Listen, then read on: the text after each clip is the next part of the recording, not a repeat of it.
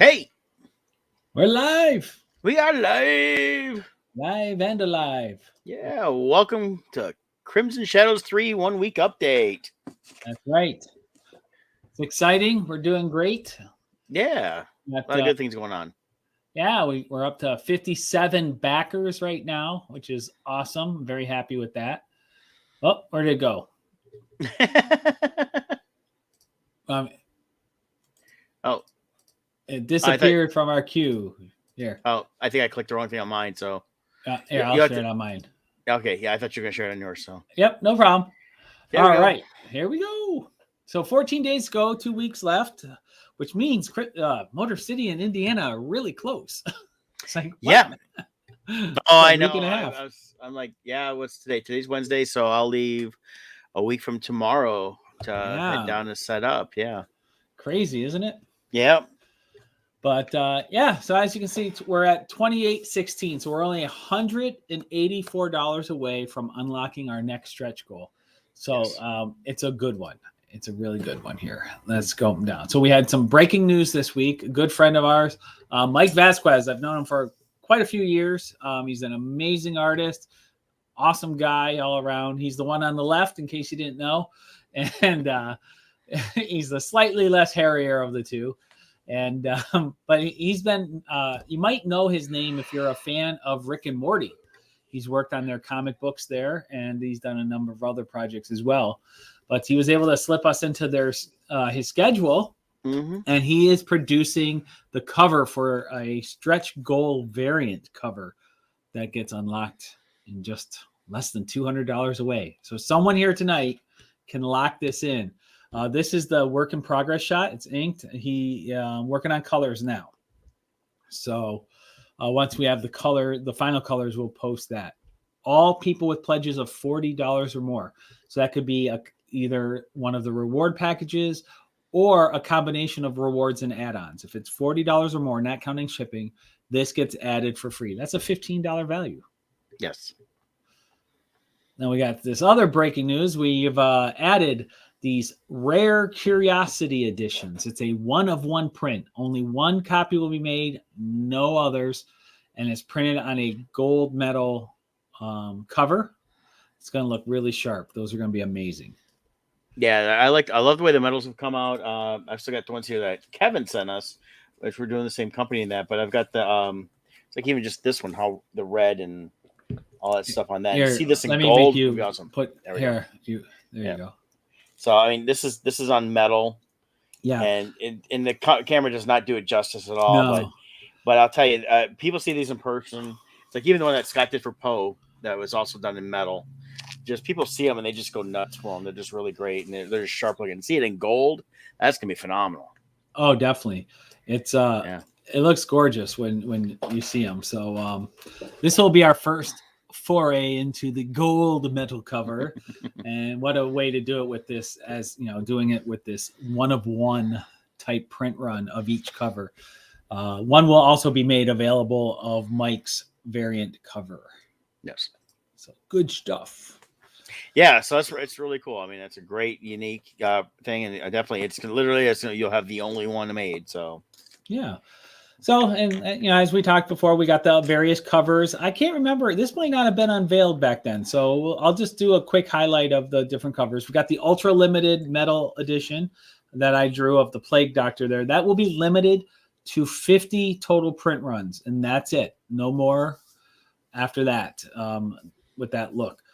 We've got the unlimited edition featuring our Frankenstein. That's been getting a lot of attention. We've had that on some banners and posters at shows. People have been really liking that. So that's our unlimited edition. Then we get into our limited editions. Each of these are limited to a strict run of 100. Each one will be printed right on the cover, 1 of 100 or 2 of 100. So they'll be serialized right on the cover. We've got Kevin Meinert's Dracula here, looking ominous, looking down at you, the viewer, potential victim there. Then we got my cover here, which I don't think I had it finished last week. So this is the finished one here. We got Julius kind of looming over the horrifying scene his family had to face with Dracula. and that led him down this path, this dark and lonely path. And then now we got the Crimson Shadow Limited Edition by Brett Pinson. And this one is in progress. We've got the elves working on it as we speak, the Keebler elves, and the final inks and colors are being applied. So we should be revealing that soon. Yep. Hopefully next week, but we'll definitely get that out so you guys can see it soon. Yeah. So there's that. But I'm going to get down to the stretch goals. We got metal prints. We've got enamel pin sets. We got all kinds of cool stuff. We've got all the add-ons where you can make whatever package you want through here and mix and match till your heart's content. We got t-shirts, trading cards, everything is available. Metal prints, Poe, and of course the rare curiosities. So, and then I'll just quickly go through the stretch goals. So the first 50 people who do $10 or more, and there's like a handful left, like 5 or 7 slots left.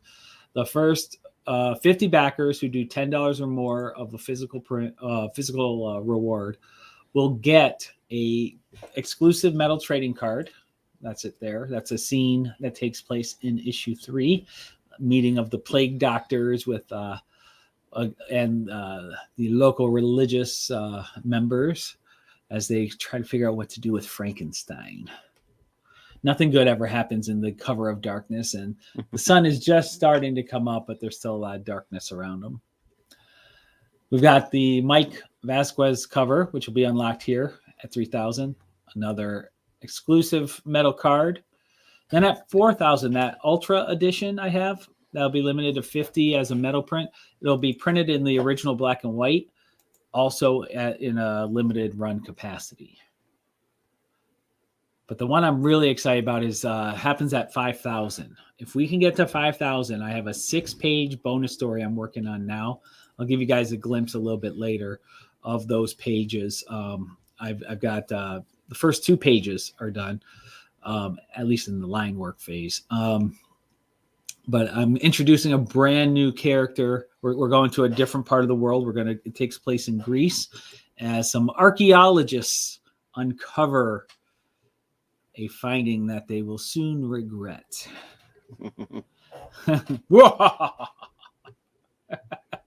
And then we got another bonus cover at 7,500, and then we'll have a really cool map of the Whitechapel, London area. That's where all the Jack the Ripper's murderers happen. We'll have a map that we create there. So there you have it. In a nutshell. Yeah. Good all stuff. Cool stuff. Yep.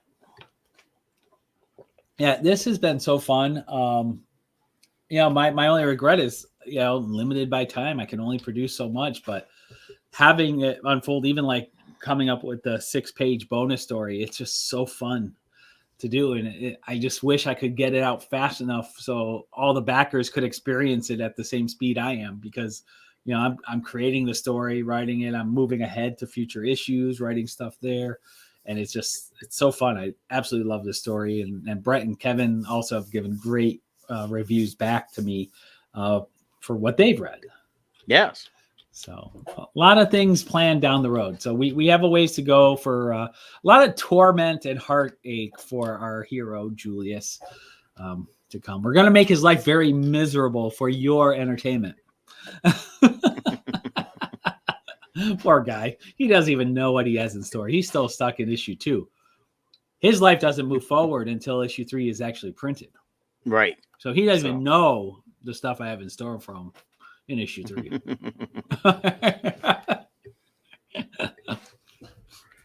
So, speaking of horrible torments and stuff, did you see that news about the Zodiac killer?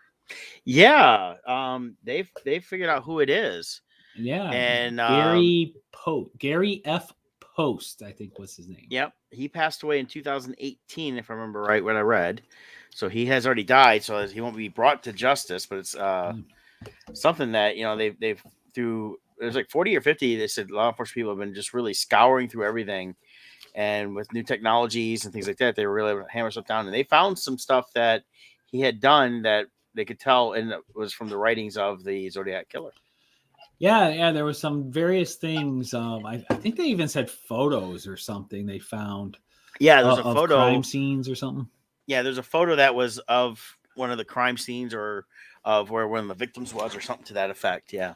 Yeah, so they had evidence, and I guess now because one of the things he was famous for was taunting the whoa. I hate we have this high tech building and everything is sensors and it's supposed to know when nobody's here and it just shuts off after 15 minutes.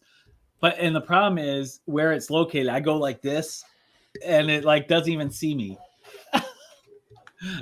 But I'm supposed to trust a car to drive me places and know how to stay on the road. Right.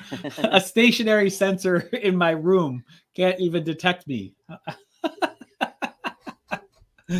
Oh well. What can I do? Luckily, I have this monstrous screen in front of me that acts as like a giant ring light where it de-ages me 50 years. When I turn this off, I look like Doc Brown. Yeah, there you go. But yeah, I but pulled yeah, it up the article on one of the news things here, and he terrorized for like a year in San Francisco yeah. and killed like 5 people, injured 2 others. Claimed to have killed like 37. They confirmed possibly like 20 to 28 total. So Yeah, and they so now that they know who he is, reviewing, because what he was famous for was his letters taunting the police. He gave riddles and clues, and they never figured it out. But now that they know who he is, they've gone back, and what they figured out is his name somehow was part of the code. And if you knew his name, you could unlock the encryption that he did. Like certain yeah, letters in his names had to be removed. Like if you took out all the letters from his names from the message, it spelled out a new message. and you had to have his all his first, middle, and last name, not just his first and last. So you had to have his entirely full name to be able to crack the code. So he created his own encryption based on that. Yeah. So, but they in the article here it mentions that they believe he also killed a Sherry Joe Bates on October 31st in 1966 in Riverside, Mm-hmm. which is hundreds of miles south from San Francisco, and it was 2 years before the first killing linked to the Zodiac occurred. She was found dead in an alleyway on the Riverside City College campus. Is where they found her. Wow. It was the following year they received a handwritten letter that led investigators to believe the killing may be linked to the killer.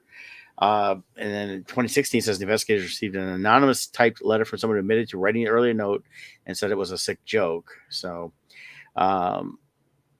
it's interesting, though, that they've been able to still break through all this stuff and figure out pretty sure who it is. So, Well, hello, Mr. Minor. hey, there he is. Welcome to the party.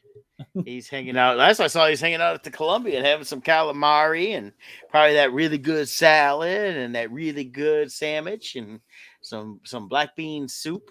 So Good stuff. yeah, he's down there working. Got a real job. But that, the whole Zodiac killer case in some ways it's a different case, obviously, but Mm-hmm. in some ways similar to Jack the Ripper in a lot of ways, in that Jack the Ripper wrote letters to the authorities taunting them and almost daring them to try to catch him, and giving clues in the letters as to what he did, and things like that. So those kind of details from the actual historical cases we've worked into the Crimson Shadows storyline. So we do have the victims. I carefully laid out what the dates of the different events are. So I'm crafting the story to fit within certain dates. There's a gap that occurs. There's what's called the double event, where victims 3 and 4 are killed on the same night. The start of Crimson Shadows 1, it addresses that event. And then there's a gap between those 2 victims and the 5th victim. And right now, issues 2 and 3 and part of 4 are going to take place between that gap. And then we'll see what happens and why the gap occurred. And then if everything times out the way I think it is, it'll be issue 5 or 6. The 5th victim will occur, and you'll see why and how. And in real life, each murder from Jack the Ripper got more and more brutal. So you'll see why that is the case in this storyline as well. So I worked all those details in, as well as bringing in other characters from fictional sources like Mary Shelley's Frankenstein and others. Mm-hmm. So it's been fun, and for me, it's been fun. Like even like right now, the little bonus story, the character. I'm gonna keep the character hidden for now, but the character that will be revealed initially, you're gonna think there. What's the connection here? Like you wouldn't expect that character to be involved in this story, but I've crafted up a whole reason why it does intertwine, and I think it'll be fun for the readers to get that revelation. So the only clue I'll get is they're actually out in Greece for this start of the story, but I've done research, and the locations I'm choosing are very plausible based upon popular thought on what occurred in the time frame of this person / character. Mm-hmm. So having fun. Excellent. Yeah. Yeah, there's a lot of great historical facts that I like that you're weaving in through all this, along with the fictional storytelling. In fact, I think it's some of the biggest compliments I get back when I've sold stuff when you've been around has been that they like that historical aspect of it, but then tying in some known characters, creating a whole new story around them, not changing origins of some of those original characters, but just kind of giving like, here's something else that could have happened. Yeah. So, for example, Frankenstein. We are keeping Mary Shelley's novel intact as far as his origin. We are not changing that. We're just simply reviewing what is the next chapter in Frankenstein's life as it moves forward. So that's what we're exploring. And one of the goals in this is to inspire people to want to read the classics again. So we are going to be I'm hoping next year. I've already got the download done and stuff of the text. We're going to republish the Mary Shelley version of Frankenstein and put some of our illustrations to it and release that. So you can just buy it through us and read it that way with our illustrations attached to the original text, much like Kevin doing with the Poe Macabre Master there, putting his spin on the originals. Yep, he did that, as well as his take on telling the story of the creators, creatures and creators. Yep. And then he did the same thing with the Dickens Christmas Carol, which is available on Amazon. It's a really cool read because the pictures make it. For sure. Yeah. So people, we need you to get on there. It'd be really awesome if just during this little time we're on here, if we could get up to 60 backers. We need 3 more backers to hit 60. That's our little mini goal there. Would love to hit 3,000 while we're on the air here so I can formally announce the kickoff of the stretch goal. That would be nice. Yeah. But we're getting there. We've had a really good run so far this past week. Really excited that we were funded in 12 hours. That's always exciting. Yeah, that was our fastest, I think, for that level. I don't remember how Poe did. Poe was fast too. I remember that. I don't remember. Poe 3 was like about 2 hours. It actually went really quick. Oh, but it was a lower. I think he 1,000. He was at 1,500. Okay. Yeah, which we hit 1,500 pretty quick on the Crimson Shadows. It just took a few more hours to hit the 2,000. Yep. So no, it went very well. Both have gone very well. It's been really great, and I think what it is, it's a testament to how well we've been doing with the books, as well as time frames of getting them out, sending them out to people. People are getting it in their hands as quick as we can possibly get them there. So, right. And then, of course, we got to mention Brett's contribution with the video. Yeah, I try to do something fun with it, create like a movie trailer to advertise the fun stuff on there. I'll try to update it once I get some final images on my cover, as well as the new cover we got coming in. Let's see. I'm going to pull open some photos from, let's see here. Where's the Kickstarter images? Here we go. So after that gets done streaming, I'll share some interior pictures. So this here is kind of a recap, slightly showing a little bit of the different covers from episode one, issue one, that Brett did, Kevin did, and I did. Then the glorious Bardstone Publishing logo, and then he goes through and highlights the current covers for issue 3. It's been so much fun. And with Mike joining our ranks here for Crimson Shadows 3 with the cover, we're starting to build up a nice little guest artist pool. We've had Sean Forney in the past. We're talking to Rodney Fike about a future contribution to the series for a future issue. Yeah.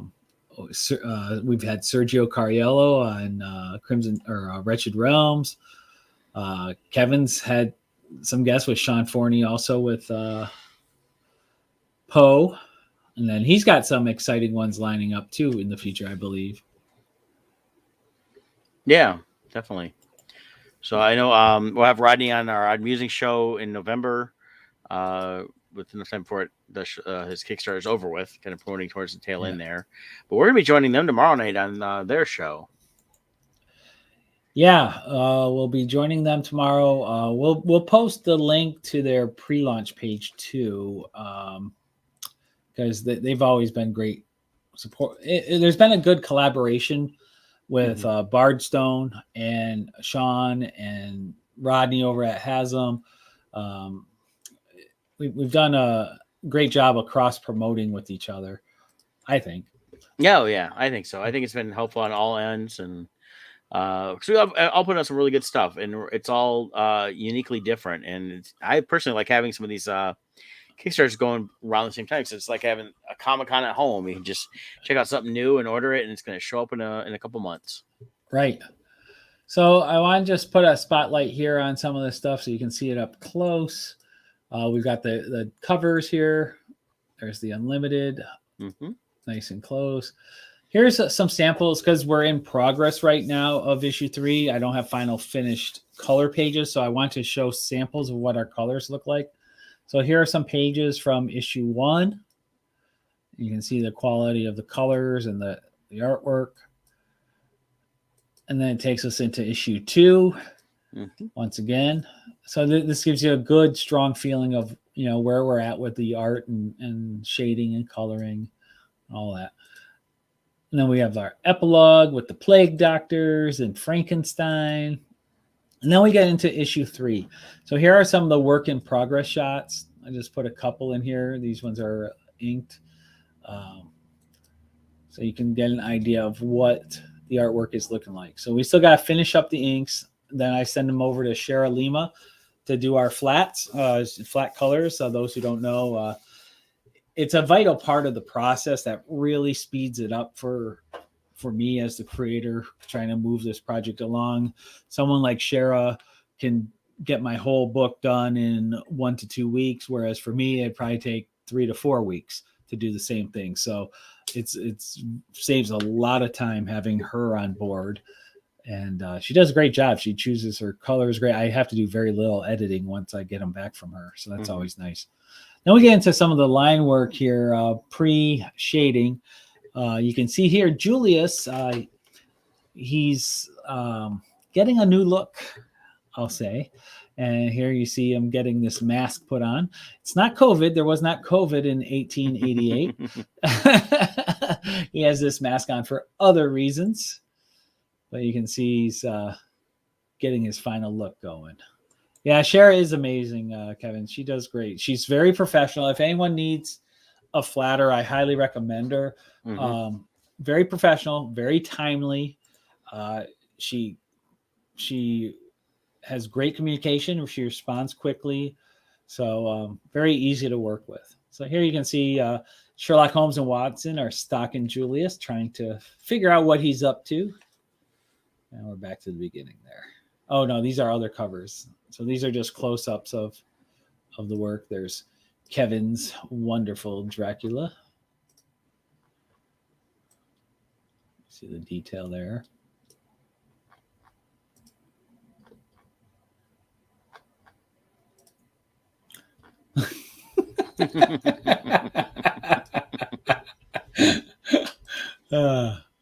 Stretch goals, we covered those, so I don't have to go close. And there's Mike.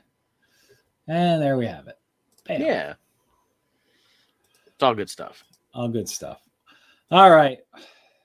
So anything else to contribute here? No, man, just going back to Kickstarter. We got 2 weeks to go. So we're looking at 2 weeks from 8:00 tonight exactly.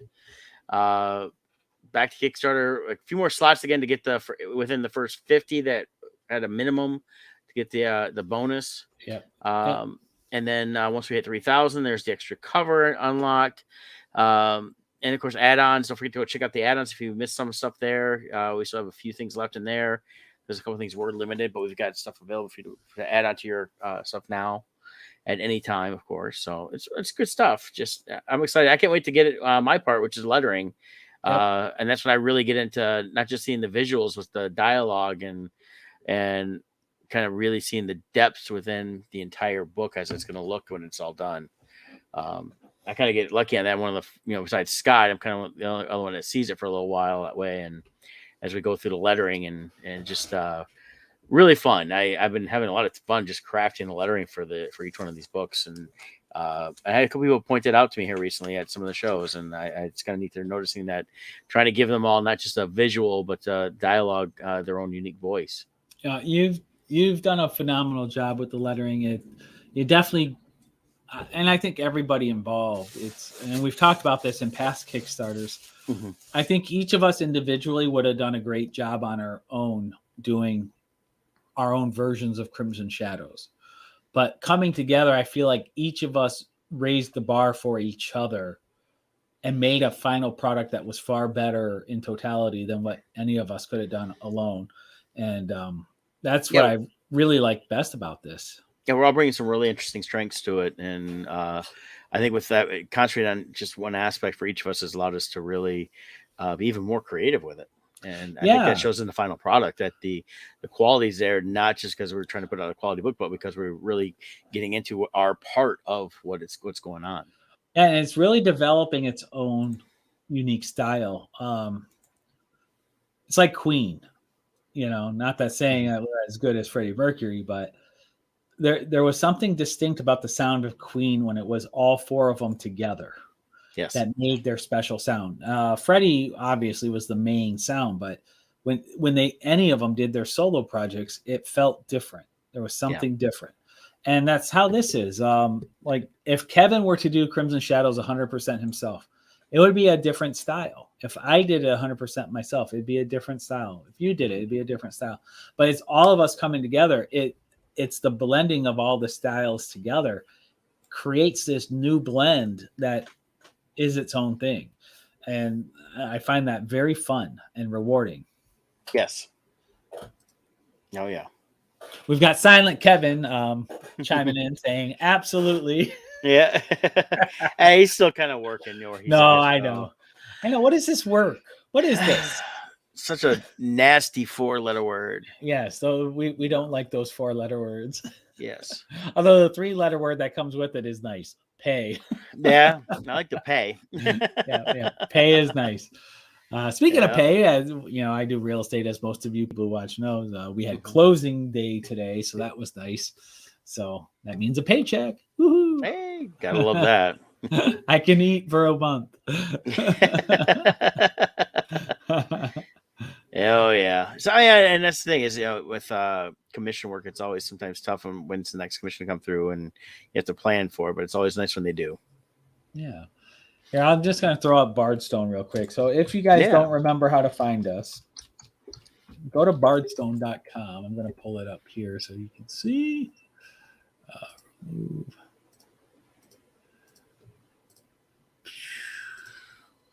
Here we go. All right. So if you can't remember how to find our Kickstarter and you can't remember the name Crimson Shadow, just remember bardstone.com. Here's our main page here. You can come here, check it out. But if you click on this Kickstarter button right there, that'll take you to the Kickstarter page. And if you click the image here, it'll take you right to our Kickstarter. So that's a way to go there. And if you click on the team button, Dun, dun, dun. You can see our wonderful crew. Only the highest of tech involved here as we get spinny pictures coming onto the screen. But yeah, you can see our guest list here. You know, you got Kevin, Brett, and I as the core, but then we have Sergio Cariello, who joined us. Jay Fife, he worked on Poe issue 2 for the Annabelle Lee story. Sean Forney, he did. We had him in the 2s. Poe number 2 and Crimson Shadow 2 he worked on for the limited covers. We had Dale Gruber join us for a limited ultra edition cover. Mm-hmm. There's Shara, who does our flats. She did Crimson Shadows 2 and 3, Wretched Realms. Actually, I think she did one of the stories in Poe also, Poe 3. So I'll have to update that. And then J. Travis Smith, he did pencils in issues 1 and 2. And Mike Vasquez joining the team here for issue 3. Good stuff. All good stuff. Yeah. All good stuff. It's nice. We've had some great cover artists pop on. We've got a lot of things going on with this. That's one thing I can say. People will spend several minutes looking. That's nice about being back at shows again. I watch people how they go through and they go, oh, this looks really good. I guess which ones they're looking for the cover that's speaking to them because they want to read the interior, so they want a cover that just speaks to them. And having a couple options is really nice. Oh yeah, and that's where the fun is. All the different styles you can. There's something you'll like, even with like the pose. Each cover is so different. Sean's version versus my version versus Kevin's, versus the others.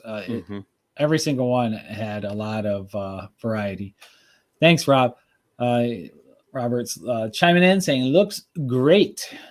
Yep, indeed. That's our previous guest, Bob Hickey, with his he's got his new book Camelot out in a Kindle right now, Camelot Forever. Yep. Camelot Forever. And then he's got a lot of other great stuff going on. Hopefully see Sketch Magazine pretty soon for those that are really wanting to learn the ins and outs of comic book creating and publishing. Indeed. So good stuff. Good stuff on that. All right, folks. So you know how to find us. Get over there and back us. If you already backed us, increase your pledge. Get a better reward. If you haven't backed us, that's okay too. But send more money. Always share the links. That is the most stressed thing out there. Share the links because you have access to people we don't. With all the algorithms out there on Facebook, our reach can only go so far. Even people on our friends list a lot of times don't see our posts until too late because the algorithms try to block it. So we need you guys. Organic growth is the best growth. So share it. If you go to the screen here, see this button down here, you can click the little Facebook icon, go right to Facebook, right to Twitter if you want to email it. Or this one here, this is the easiest. If you click these two little arrows, it'll give you a little a code. Just highlight that, and that's the short link that it'll give you to share. And that's the easiest. Just copy that and then just paste it into whatever post you want. So probably the easiest right there. All right, folks, go do it. Make us money. Yes. All it goes to printing the book anyway. So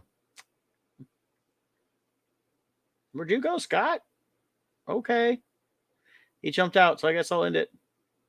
Bye.